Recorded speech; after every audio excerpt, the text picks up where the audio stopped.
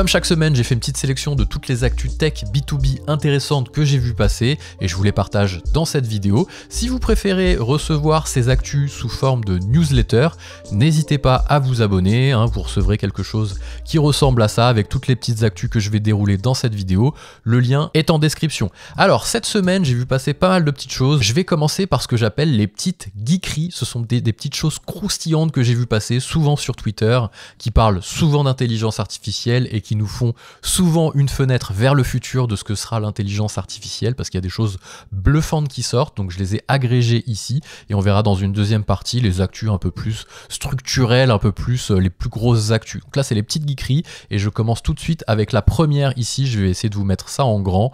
Alors ça c'est juste une petite présentation assez marrante que j'ai vu passer, je vais vous remettre la vidéo au début.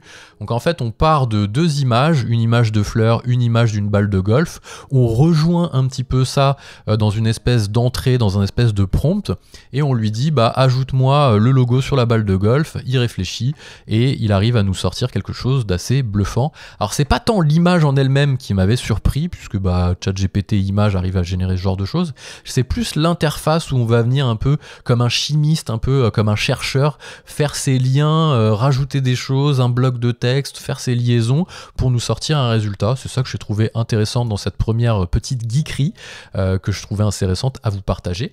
La deuxième, on va l'ouvrir ici, la deuxième. Alors ça, j'ai trouvé ça assez cool. C'est pas de l'intelligence artificielle pour le coup, c'est plutôt de la VR, de la réalité augmentée, de la réalité virtuelle ou augmentée, avec le casque Apple Vision Pro. J'ai pas trop vu jusqu'à présent des mises en situation concrètes de l'Apple Vision Pro. Alors ça existe, mais je suis pas non plus un expert sur ces sujets-là. Je suis tombé dessus et je trouvais ça assez incroyable.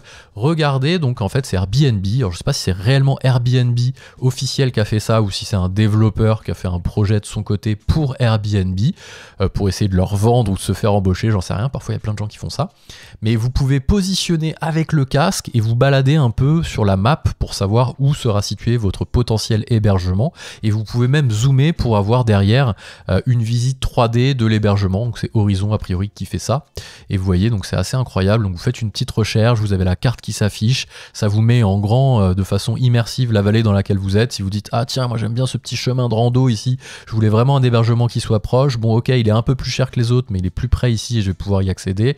Si je clique dessus je vais pouvoir faire une visite virtuelle. Ok, à quoi ça ressemble, une maison de type scandinave, bon ça me plaît pas trop ce style, plus cabane dans les bois, ok je rentre dedans en immersion et je peux faire une petite visite. Donc je trouvais ça intéressant. Là, vous avez plein de choses derrière que vous pouvez faire, voilà, la petite visite, changer de pièce, bon j'ai la vidéo qui a tourné en boucle, donc je trouvais ça pas mal. Troisième petite geekerie ici. Donc là on a, alors ça c'est incroyable, je vais vous mettre le son, hop, je vais vous mettre le son à fond, clac, vous allez voir, c'est Crisp qui fait ça et qui permet tout simplement de supprimer l'accent de quelqu'un en live. C'est pas une vidéo enregistrée, c'est en live, vous êtes au téléphone ou en visio en train de parler et vous avez un petit bouton Accent Conversion ici, donc je vais hop vous mettre ça, normalement on entend bien, pas du tout, c'est pas ça que je voulais faire. Voilà, donc là on voit que Manoj ici, ou Manod, je sais pas comment ça se prononce, a un accent indien, et il va tout simplement activer la suppression de son accent. Comme on supprime le bruit d'arrière-plan, parce que c'est Crisp, ils ont été connus pour ça, c'est un petit outil qui est intégré directement sur l'ordinateur, qui n'est pas intégré dans un logiciel de visio, mais qui fait vraiment partie intégrante de l'ordinateur, donc on peut l'utiliser partout en fait en faisant ça. C'est un autre micro qu'on choisit, bref, on passe les détails techniques, mais vous allez voir. Donc là on sent qu'il y a un accent.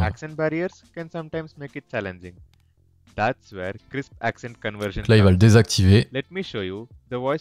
Laissez-moi vous montrer. Il clique dessus. En live. Ok, c'est un peu robotique, ok, c'est encore un peu métallique, mais encore une fois, c'est une fenêtre vers le futur, c'est-à-dire que dans quelques mois, ce sera vraiment sa voix avec son timbre un peu plus chaud, moins métallique. Et du coup, on pourra supprimer les accents. Alors, je pense notamment, c'est le premier cas d'usage qui nous vient, pour tous les call centers, etc., qui ont outsourcé à des équipes. Je sais pas, on prend l'exemple le plus connu de Free, qui avait outsourcé, je sais plus dans quel pays, bref, on s'en fiche un peu, où les gens parlaient français, mais avec un accent, et ça pouvait déranger certaines personnes, d'autres téléphones, de se dire, encore quelqu'un qui me répond de je sais pas où, bon bref. ça pouvait déranger. Et donc là, hop, on active ça au téléphone directement, puisque bah, c'est souvent de la VoIP ou du cloud, de la cloud téléphonie. Et donc on a ce petit CRISP qui peut être intégré. En fait, le ton robotique et un peu métallique, ça pourrait presque passer sur la qualité du micro qu'on utilise. Ça passe, hein, franchement. Il a désactivé, il retrouve son accent. Voilà. Donc ça, c'était assez intéressant parce que CRISP, c'est un plugin assez puissant. Il est utilisé en natif sur Discord pour supprimer le bruit d'arrière-plan. Et il y a de la génération de résumés IA, il est intégré au Visio désormais. Donc ça, assez incroyable, je trouve, honnêtement, cette petite suppression d'accent. Ensuite, hop, qu'est-ce qu'on a? Qu'est-ce qu'on a de beau? Ah oui, ça, c'était plus geekery pour moi et mon domaine. Alors, je vais baisser du coup, parce que j'avais mis à fond. Pardon. Voilà, donc vous avez un robot de Boston Dynamics qui vient tenir en fait une caméra pour filmer à la place des opérateurs potentiellement. Oh, la musique, calme-toi. Voilà, il tourne autour, donc on imagine que bon là il a un trépied, ça sert pas à grand chose, mais voilà. C'est des mises en situation concrètes qu'on va pouvoir voir. Boston Dynamics, on voit sur robot. Hein. Donc ça vient encore rappeler que aucun avec la robotique plus l'IA, aucun domaine n'est épargné par cette révolution robot/IA. Encore une fois, c'est sûrement un opérateur derrière qui pilote le robot, donc autant qu'il prenne la caméra, ça ira plus vite. Mais c'est des fenêtres vers le futur, il y aura peut-être plus d'opérateurs, il arrivera à tourner autour lui-même avec un capteur lidar, d'esquiver, etc. Bon bref, il y aura plein de choses. On pourra mettre un prompt, je présume, à l'intérieur, fais-moi un film façon Wes Anderson. Enfin bon, voilà, on mettra des réalisateurs connus et il nous fera des tournages en s'appuyant sur ces réalisateurs-là. C'est des fenêtres vers le futur. Encore une fois, c'est pas encore au point.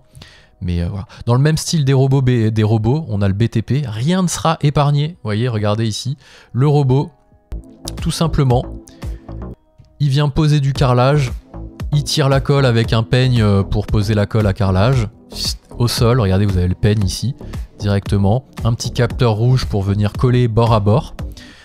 Ça pose la question quand même de qui va poser les joints de carrelage entre eux, parce qu'il y a des joints de carrelage, on le voit, hein, donc si le robot pose pas les joints, qu'il faut que vous reveniez dessus, ça perd un peu de son intérêt. Fenêtre vers le futur, vous avez compris le principe. Almir, que vous connaissez sur cette chaîne, avec qui je teste des logiciels de BTP qui travaillent dans ce domaine depuis 15 ans, voire plus. Je sais plus exactement, bref, c'est pas le sujet, me disait que, en tout cas avec les normes, on était obligé de poser de la colle aussi sous le carrelage et pas uniquement sur la dalle, donc ça marchait pas. C'est le début, c'est une fenêtre vers le futur, aucun métier ne sera épargné. Donc là on voit concrètement, hop. Alors on n'a peut-être pas besoin de joint, hein, parce que s'il arrive vraiment à poser au millimètre, pouf, avec sa ventouse, tchouk, il déventouse, hop, il repart, il pose le dernier carrelage. Peut-être pas besoin de joint. Bon là il a foutu de la colle partout. Franchement je sais pas ce qu'il a foutu, mais j'avais pas vu ça. Si c'est lui qui a fait ça, il y a un espèce de bloc de colle là. C'est un bloc de colle ça. Bref, bon voilà. Ça met toujours des fenêtres vers le futur. Hein. Justement, en parlant de fenêtres vers le futur, quand les technologies sortent, on se moque d'elles, on dit oh, jamais ça remplacera l'IA, nanani. Regarde le bordel qui nous a pondu. Oh, ça remplacera jamais un avocat, ça remplacera jamais un expert comptable, ça remplacera jamais un vidéaste, un designer. Ok, fenêtre vers le futur. Quand il nous a généré pour la première fois une vidéo de Will Smith qui mange des pâtes, regardez la tronche que ça avait, c'était un remix de Le Prince de Bel-Air, Dernier train pour Busan. C'était très flippant. Regardez 2 ans après, tranquillement, on a l'impression que c'est Will Smith qui mange des pâtes. La musique derrière a été générée par intelligence artificielle, c'est Will Smith qui rappe. Voilà, donc encore une fois... On aurait pu se dire quand c'est sorti, mais jamais ça remplacera des vidéastes ou des monteurs vidéo. Pas de problème, regardez ça 2 ans après. Donc, tout ça pour dire qu'il faut pas rejeter d'un bloc les choses qui sortent en se disant c'est pas encore au niveau, il faut continuer de s'intéresser. C'est vraiment ce qu'il faut retenir dans cette vidéo-là, parce que ça s'améliore. Quand la première voiture avec le moteur à combustion est sortie, je crois qu'elle roulait à 2 km à l'heure et elle polluait comme pas possible. Tout le monde était là en train de dire oui, ça remplacera jamais mon cheval qui lui galope à, je sais pas, 20 km/h, je dis n'importe quoi. et qui n'a pas besoin de faire le plein tous les 10 mètres.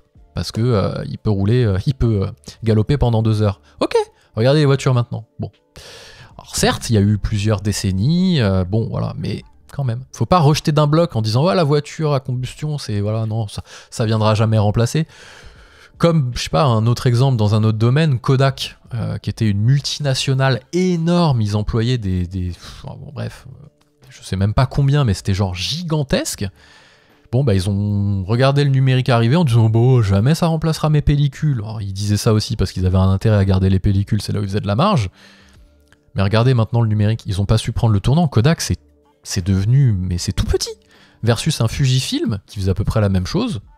Ils n'étaient pas leaders, d'ailleurs c'était Kodak les leaders des films photographie, donc des pellicules. Fujifilm en faisait, mais eux ils ont pris le tournant du numérique. Regardez Fujifilm maintenant versus Kodak. Alors, c'est pas non plus des enfin, si Fujifilm c'est énorme, mais c'est pas du tout ce qu'était Kodak à l'époque. Mais ils ont pris le virage. Et maintenant Kodak, enfin, il y a un peu de retour de l'argentique, mais c'est anecdotique. Donc il faut pas juste comme ça se dire oh, et puis essayer de regarder ailleurs en pensant que ça fera disparaître le problème. Si on est dans un domaine, un certain domaine, il faut regarder s'il n'y a pas des révolutions qui peuvent potentiellement révolutionner le domaine en question.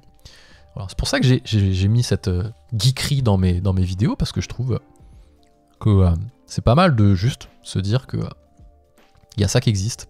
Donc l'IA tue nos métiers, je peux pas le dire différemment. Et dernière petite actu, celle-ci elle est plus récente. Je l'ai vu passer, alors ça c'est marrant, c'est plus à la fin marrant, enfin marrant, j'en sais rien, je sais pas vraiment si c'est marrant, mais on va baisser un peu. Le robot qui pète un plomb. Le robot pète un plomb d'un coup. Vous allez voir. Oh là, oh là, oh là, calme-toi, calme-toi. Et là, il veut s'en prendre à quelqu'un, là. Il est pas content. Donc, ils sont obligés d'aller débrancher le câble de secours pour le calmer. Regardez, il se calme pas. Et là, quelqu'un a débranché le câble. Et là, il se calme. Et le petit... How long until someone vibe-code the robots that accidentally killed them? Combien de temps avant que quelqu'un vibe-codes, donc ça c'est certainement un développeur qui en a gros contre les vibe-codeurs, donc combien de temps avant qu'un vibe-codeur, donc quelqu'un qui sait pas coder et qui a utilisé l'IA pour coder, j'en parlais la semaine dernière du vibe-coding, code un robot qui peut accidentellement le tuer? Waouh, c'est dur à dire. Voilà, donc... C'était la petite dernière geekerie de la semaine avant de passer sur les news un peu plus structurelles. Les news un peu plus structurelles. Dites-moi en commentaire si ça vous plaît les geekeries. Moi ça m'a beaucoup plu d'aller chercher un peu ça à droite à gauche. C'est beaucoup du Twitter. Pour faire de la veille sur ce genre de choses, c'est Twitter, en tout cas en anglais. En français, Twitter, il n'y a plus personne. Ça a été déserté, donc n'hésitez pas à me dire si ça vous plaît en commentaire ou si je fais juste les news un peu plus structurelles, un peu plus encadrées, un peu plus, voilà, institutionnelles. En tout cas, au niveau des news un peu plus institutionnelles, Claude, j'en parlais la semaine dernière, a utilisé le protocole MCP, Model Context Protocol, qui est un petit peu comme une API qui permet aux outils de se connecter entre eux. Bon bah ça n'a pas tardé à porter ses fruits parce qu'ils l'ont rendu public, avant c'était disponible uniquement en local, ils l'ont mis sur des serveurs en ligne et vous avez automatiquement les gens qui se sont connectés à Claude, donc vous avez Jira, Confluence, Zapier, Cloudflare, Intercom, Asana, Square, Sentry, PayPal, Linear, qui sont devenus compatibles Claude grâce au MCP. Donc n'hésitez pas à aller voir la newsletter écrite, elle est déjà sortie au moment où vous regardez cette vidéo-là, pour cliquer sur les liens et voir un peu les intégrations. Voilà, c'est quoi MCP concrètement? On en parlait la semaine dernière et la semaine d'avant. C'est un protocole qui va permettre de plus facilement, de connecter plus facilement les outils entre eux, notamment d'IA. Bah, on en a la preuve ici, hein. Quelques semaines à peine, vous avez une utilisation concrète d'une connexion Claude avec d'autres outils grâce au protocole MCP. Ensuite, ChatGPT a sorti une bombe. The Verge en a fait un article, mais on va regarder le tweet. Regardez-moi le tweet, on va l'ouvrir, on va le mettre en grand si on peut. On peut désormais faire des recherches de produits e-commerce. Enfin, on fait des recherches dans le ChatGPT, ça nous sort des résultats de produits qu'on peut acheter en ligne. Regardez, quelle est la machine expresso, quelle est la meilleure machine expresso en dessous de 200 $ qui se rapproche le plus d'un café, du goût et de la saveur d'un café italien. Regardez-moi ça. Searching the web, c'est Claude Search en fait. Et hop, ça vous sort un peu comme Google Search, des résultats de produits qu'on peut sur lesquels on peut cliquer avec un comparatif ici de plusieurs sites qui les vendent avec différents prix. Et surtout, derrière, c'est de l'IA, donc vous avez une petite review, donc un compte-rendu d'un test. Voilà, DeLonghi, machin, Expresso, c'est la meilleure machine. Il y a Tech Gear Lab qui l'a testé. Tu peux aller voir la review sur Tech Gear Lab. La review est positive, il y a un petit pouce. Il y a peut-être une autre review derrière. Donc ça va rebattre pas mal de cartes parce qu'avant on essayait de rendre son site e-commerce Google friendly pour qu'il soit bien référencé en SEO sur Google. Désormais, il faudra aussi qu'il soit bien référencé sur ChatGPT et Google, ils doivent être un peu en train de flipper parce qu'ils mettent du temps à sortir leur Google Search IA là qui fait à peu près la même chose. Ça met du temps à arriver ailleurs qu'aux États-Unis. Et par contre, derrière, il y a OpenAI qui pousse très très fort et qui sort ce genre de fonctionnalité là. Donc big news, c'est le fait que désormais ChatGPT va pouvoir faire du e-shopping directement, va pouvoir faire du e-shopping. Comme il y a déjà beaucoup de monde qui utilise ChatGPT pour faire des recherches, comme avec Perplexity d'ailleurs, bah désormais on va pouvoir aussi acheter en ligne. Bientôt ça ressortira les vidéos aussi indexées. Bon, ça remplacera un moteur de recherche finalement. C'est ce qu'ils essayent tous de faire au niveau des modèles d'IA. Ensuite, petite news pour clôturer avant de passer sur les vidéos de la semaine. NoCRM, le célèbre CRM qui s'appelait pendant longtemps You Don't Need a CRM, a été racheté par le groupe Positive. Le groupe Positive, c'est Sarbacane en fait. Sarbacane, c'était un outil d'emailing installé en local qui a su prendre un peu le virage. Difficilement malgré tout, mais qui a su quand même pivoter et qui a racheté des petits logiciels, notamment Datanana, ce genre de choses. Et donc ils ont absorbé NoCRM, qui est un CRM assez connu, un CRM français assez connu. Voilà, pour les petites actus, les petites geekeries, les petites actus. Maintenant, on passe sur les vidéos de la semaine. Alors, les vidéos de la semaine, cette semaine, je vais vous remettre sur ma petite newsletter. Donc, je vous dis, tout ce que je vous dis en vidéo ici, c'est traité en newsletter. Si vous préférez les versions écrites, n'hésitez pas à vous abonner. Vous recevez ça tous les vendredis, fin de matinée. Il y a un lien vers la vidéo si vous voulez regarder. Voilà, il y a tout ce dont on a parlé. Et cette semaine en vidéo, j'explique pourquoi on devrait utiliser les commentaires dans Notion. Il y a peu de personnes, souvent les gens qui sont tout seuls dans leur Notion, n'utilisent pas les commentaires en disant avec qui je vais parler en commentaire. Eh bien, on se laisse des commentaires à soi-même pour horodater ce qu'on met, notamment dans un CRM qu'on aurait fait sur Notion. Donc même si vous êtes tout seul et que vous n'utilisez pas les commentaires, ou même si vous êtes plusieurs et que vous n'utilisez pas les commentaires dans Notion, vous loupez quelque chose. N'hésitez pas à aller voir la vidéo qui est sur cette chaîne YouTube. Et j'ai fait un petit tuto aussi Google Workspace sur lequel j'explique les domaines secondaires dans Google Workspace. C'est une fonctionnalité gratuite intégrée à votre Google Workspace qui permet de référencer d'autres domaines. Imaginons vous avez un domaine principal qui s'appelle lememo.com et vous avez un deuxième domaine qui s'appelle StackGuide. Eh bien vous avez une adresse mail qui s'appelle première adresse mail, premier utilisateur qui s'appelle baptiste@lememo. Vous rajoutez votre domaine secondaire en alias. Donc c'est un domaine gratuit, StackGuide, et vous avez automatiquement toutes les adresses que vous aviez sur votre domaine principal qui sont déclinées sur le domaine secondaire. Donc ça vous fait un baptiste@lememo.co, domaine principal, plus un baptiste@stackguide de façon gratuite. Tous les gens qui vous écriront sur StackGuide, il y aura une redirection d'alias qui sera faite sur votre domaine principal. Donc n'hésitez pas à aller voir le petit tuto, c'est assez intéressant. D'ailleurs, je vous remets le lien justement vers ce petit tuto si vous intéresse. Je vous le remets tout de suite ici. N'hésitez pas à vous abonner à cette chaîne si ce genre de sujet vous plaît.